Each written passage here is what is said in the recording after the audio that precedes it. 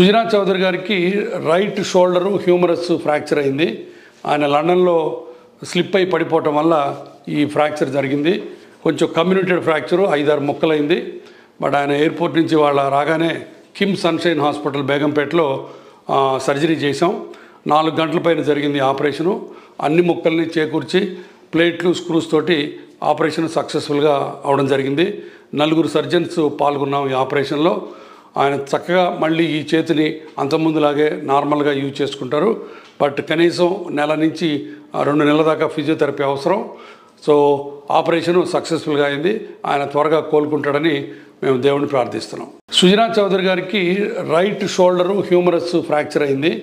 ఆయన లండన్లో స్లిప్ అయి పడిపోవటం వల్ల ఈ ఫ్రాక్చర్ జరిగింది. కొంచెం కమ్యూనిటెడ్ ఫ్రాక్చరు 5-6 ముక్కలైంది. బట్ ఆయన ఎయిర్పోర్ట్ నుంచి వాళ్ళ రాగానే కిమ్ సన్షైన్ హాస్పిటల్ బేగంపేటలో సర్జరీ చేసాం.